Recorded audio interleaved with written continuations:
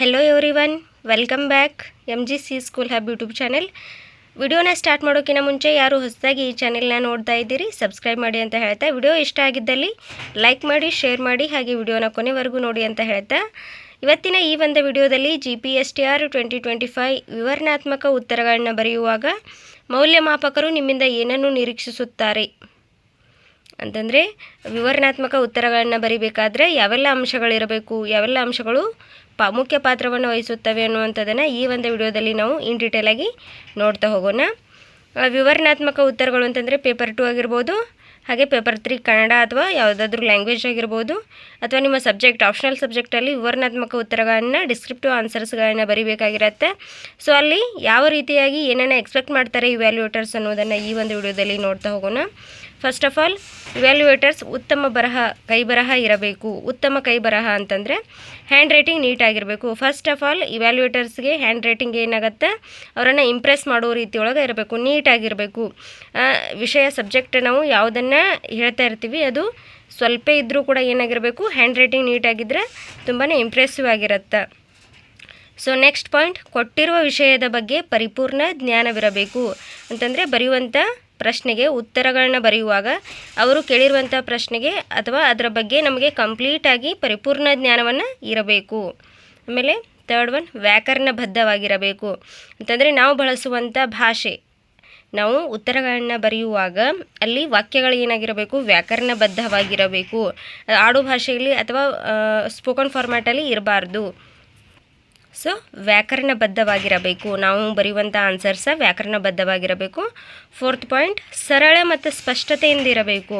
ಅಂತಂದರೆ ನಾವು ಬರೆಯುವಂಥ ಆನ್ಸರ ಬಹಳಷ್ಟು ಗೊಂದಲಮಯವಾಗಿರಬಾರದು. ಯಾವುದೇ ಒಂದು ವಿಷಯವನ್ನು ಸ್ಪಷ್ಟಪಡಿಸುವಾಗ, ನಾವು ವ್ಯಕ್ತಪಡಿಸುವಾಗ ವಿಷಯ ಏನಾಗಿರಬೇಕು, ಸರಳತೆಯಿಂದ ಇರಬೇಕು ಹಾಗೂ ಸ್ಪಷ್ಟತೆಯಿಂದ ಕೂಡಿರಬೇಕು. ಅಂತಂದರೆ ಇವ್ಯಾಲ್ಯೂಯೇಟರ್ಸ್ಗೆ ಅಂಡರ್ಸ್ಟ್ಯಾಂಡ್ ಆಗುವ ರೀತಿಯೊಳಗೆ ಇರಬೇಕು. ಫಿಫ್ತ್ ಪಾಯಿಂಟ್, ಸರಿಯಾದ ವಿಶ್ಲೇಷಣೆ ಇರಬೇಕು. ನಾವು ಒಂದು ಪ್ರಶ್ನೆಗೆ ಉತ್ತರವನ್ನು ಬರಿತಾ ಇದ್ದೀವಿ ಅಂತಂದಾಗ ಆ ಪ್ರಶ್ನೆಗೆ ಸರಿಯಾದ ವಿಶ್ಲೇಷಣೆ ಇರಬೇಕು. ಅದಕ್ಕೆ ಸಂಬಂಧಪಟ್ಟಿರುವಂತಹ ಪಾಯಿಂಟ್ಸ್ಗಳಿರಬೇಕು, ಅದಕ್ಕೆ ರಿಲೇಟೆಡ್ ಆಗಿರುವಂಥದ್ದು. ಅಂತಂದರೆ ಸರಳ ರೀತಿಯಲ್ಲಿ ಸ್ಪಷ್ಟವಾದ ಭಾಷೆಯನ್ನು ಬಳಸಿ ವ್ಯಾಕರಣಬದ್ಧವಾಗಿ ಸರಿಯಾದ ರೀತಿಯೊಳಗೆ ವಿಶ್ಲೇಷಣೆಯನ್ನು ಹೊಂದಿರಬೇಕು. ನೆಕ್ಸ್ಟ್ ಸಿಕ್ಸ್ತ್ ಪಾಯಿಂಟ್, ವಾಕ್ಯಗಳು ಸರಳವಾಗಿರಬೇಕು.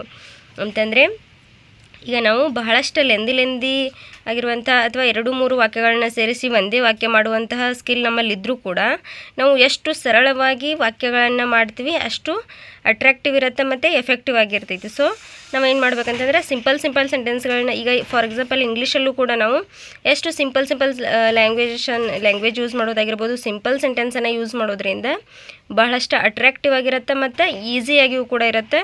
ಸೊ ನಾವು ಯಾವುದೇ ಸಬ್ಜೆಕ್ಟಲ್ಲಾದರೂ ಕೂಡ ಆನ್ಸರ್ಸ್ಗಳನ್ನ ಬರೀಬೇಕಾದ್ರೆ ಏನಾಗಿರಬೇಕು, ವಾಕ್ಯಗಳು ಅಥವಾ ಸೆಂಟೆನ್ಸ್ಗಳು ಸಿಂಪಲ್ ಆಗಿರಬೇಕು ಅಥವಾ ಸರಳವಾಗಿರಬೇಕು. ಸೊ ನೆಕ್ಸ್ಟ್ ಪಾಯಿಂಟ್, ಪ್ರಸ್ತುತ ವಿಷಯಗಳನ್ನು ಅಳವಡಿಸಬೇಕು. ಈಗ ಫಾರ್ ಎಕ್ಸಾಂಪಲ್ ಸೋಷಿಯಲ್ ಸೈನ್ಸ್ ಆಗಿರ್ಬೋದು ಅಥವಾ ಬೇರೆ ಸಬ್ಜೆಕ್ಟಲ್ಲಾಗಿರ್ಬೋದು, ನಾವು ಎಕ್ಸಾಂಪಲ್ಸ್ಗಳನ್ನು ಕೊಡ್ತಾ ಇರ್ತೀವಿ. ಈಗ ಒಂದು ಆನ್ಸರನ್ನು ಬರಿತಾ ಇರಬೇಕಾದ್ರೆ ಅದಕ್ಕೆ ಸಂಬಂಧಪಟ್ಟಂಗೆ ಕೆಲವೊಂದಿಷ್ಟು ಎಕ್ಸಾಂಪಲ್ಸ್ಗಳನ್ನ ಕೊಡ್ತಾ ಇರ್ತೀವಿ. ಎಲ್ಲಿ ಅವಶ್ಯಕತೆ ಇರುತ್ತೋ, ಅವಶ್ಯಕತೆ ಇದ್ದಲ್ಲಿ ನಾವು ಎಕ್ಸಾಂಪಲ್ನ ಕೊಡಬೇಕಾದಂಥ ಸಂದರ್ಭದೊಳಗೆ ಪ್ರಸ್ತುತ ವಿಷಯಗಳನ್ನ, ರೀಸೆಂಟಾಗಿ ನಡೆದಿರುವಂತಹ ಪ್ರಸ್ತುತ ವಿದ್ಯಮಾನಗಳನ್ನ ಅದರಲ್ಲಿ ಆ್ಯಡ್ ಮಾಡೋದ್ರಿಂದ ನಮ್ಮ ಆನ್ಸರ ಬಹಳಷ್ಟು ಎಫೆಕ್ಟಿವ್ ಆಗಿರ್ತೈತಿ. ಸೊ ಇವ್ಯಾಲ್ಯೂಯೇಟರ್ಸ್ ಎಲ್ಲಿಯೂ ಕೂಡ ಮಾರ್ಕ್ಸನ್ನು ಕಟ್ ಮಾಡಲಾರ್ದೆ ಬಹಳಷ್ಟು ಇಂಪ್ರೆಸಿವ್ ಆಗಿ ಅವರು ಮಾರ್ಕ್ಸನ್ನು ಕೊಡುವ ರೀತಿಯೊಳಗೆ ನಮ್ಮ ಆನ್ಸರ್ಸ್ ಇರಬೇಕಾಗತ್ತೆ. ಸೊ ಪ್ರಸ್ತುತ ವಿಷಯಗಳನ್ನ ಸೇರಿಸುವುದು ಕೂಡ ತುಂಬಾ ಇಂಪಾರ್ಟೆಂಟ್ ಆಗಿರುತ್ತೆ. ನೆಕ್ಸ್ಟ್ ಪಾಯಿಂಟ್, ಸಮತೋಲನ ವಿಚಾರದಲ್ಲಿರಬೇಕು.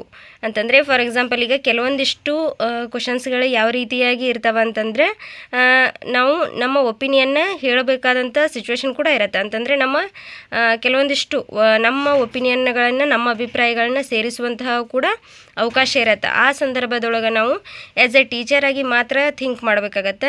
ಸೊ ನಮ್ಮ ವೈಯಕ್ತಿಕ ವಿಚಾರಗಳನ್ನ ಅಥವಾ ಈಗ ಒಂದು ವಿಷಯದ ಬಗ್ಗೆ ನಮ್ಮ ಒಪಿನಿಯನ್ ಅಥವಾ ನಮ್ಮ ಅಭಿಪ್ರಾಯಗಳು ಬೇರೆ ಇರ್ಬೋದು, ಅಥವಾ ನಾವು ಆ ಸಂದರ್ಭದೊಳಗೆ ಏನು ಮಾಡ್ಬೇಕಂತಂದ್ರೆ ಅಲ್ಲಿ ಇಲಾಖೆ ನಮ್ಮಿಂದ ಏನನ್ನು ನಿರೀಕ್ಷೆ ಮಾಡ್ತಾ ಇದೆ, ನಮ್ಮ ಆನ್ಸರ್ಗಳು ಯಾವ ರೀತಿ ಇರಬೇಕು ಅಂತ ನಿರೀಕ್ಷೆ ಮಾಡ್ತಾ ಇದೆ ಅನ್ನೋದನ್ನು ನಾವು ಲಕ್ಷ್ಯದಲ್ಲಿರಬೇಕು. ಆ ರೀತಿಯಾಗಿ ಆ್ಯಸ್ ಎ ಟೀಚರ್ ಯಾವ ರೀತಿಯಾಗಿ ಡೆವಲಪ್ಮೆಂಟನ್ನು ಮಾಡ್ಬೋದು, ಅಥವಾ ಯಾವುದೇ ಒಂದು ಸ್ಕೀಮ್ ಅಂತ ಬಂದಾಗ, ಈಗ ಯಾವುದೇ ಒಂದು ಯೋಜನೆ ಅಂತ ಬಂದಾಗ ಅದನ್ನು ನಾವು ಈಗ ಯಾವುದೇ ಒಂದು ಪ್ರತಿಯೊಂದು ಯೋಜನೆ ಆಗಿರ್ಬೋದು, ಏನೇ ಆಗಿರ್ಬೋದು, ಅದಕ್ಕೆ ಮೆರಿಟ್ಸು ಇರುತ್ತೆ, ಡಿಮೆರಿಟ್ಸು ಇರುತ್ತೆ.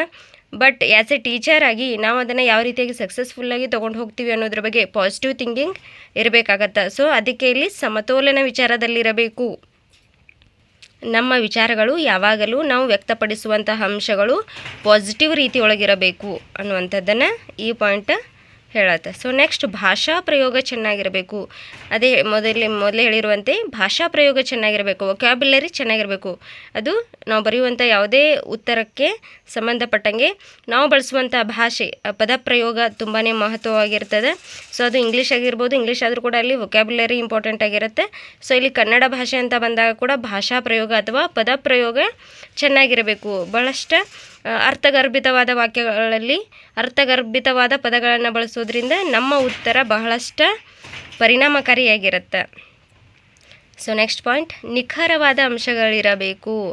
ನಾವು ಒಂದು ಪ್ರಶ್ನೆಗೆ ಉತ್ತರವನ್ನು ಬರಿತಾ ಇದ್ದೀವಿ ಅಂತಂದಾಗ ಅದಕ್ಕೆ ನಾವು ಪಾಯಿಂಟ್ಗಳನ್ನು ಹಾಕಿ ಬರಿತಾ ಇರ್ತೀವಿ. ಪಾಯಿಂಟ್ಗಳನ್ನ ಹಾಕಿ ಬರೆಯುವಾಗ ನಾವು ಯಾವುದೋ ಇಲ್ಲಪ್ಪ ನಮ್ಗೆ ಆನ್ಸರ್ ಗೊತ್ತಿಲ್ಲ ಅಂತಂದಾಗ ಸುಮ್ಮನೆ ಏನೋ ಬರೆಯುವಂಥದ್ದಲ್ಲ.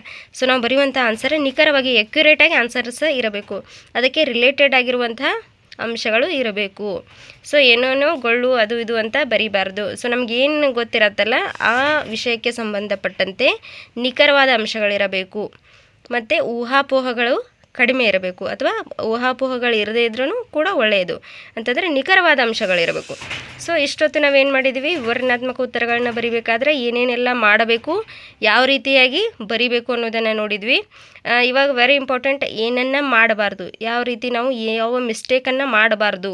ವಿವರಣಾತ್ಮಕ ಉತ್ತರಗಳನ್ನ ಬರೆಯುವಾಗ ಏನನ್ನು ಮಾಡಬಾರ್ದು ಅನ್ನುವಂಥದ್ದನ್ನು ನೋಡೋಣ.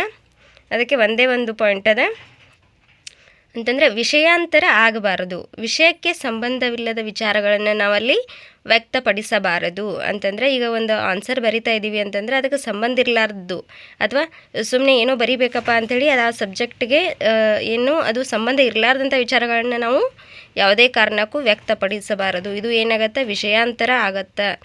ಸೊ ನಾವು ವಿವರಣಾತ್ಮಕ ಉತ್ತರಗಳನ್ನು ಅಥವಾ ಡಿಸ್ಕ್ರಿಪ್ಟಿವ್ ಉತ್ತರಗಳನ್ನ ಆನ್ಸರ್ಸ್ಗಳನ್ನ ಬರೀಬೇಕಾದ್ರೆ ಈ ಎಲ್ಲ ಅಂಶಗಳು ನಮ್ಮ ಮೈಂಡ್ನಲ್ಲಿ ಇರಬೇಕು. ಸೊ ಇವುಗಳನ್ನು ಫಾಲೋ ಮಾಡಿದರೆ ತುಂಬಾ ಒಳ್ಳೆಯದು. So thank you for watching.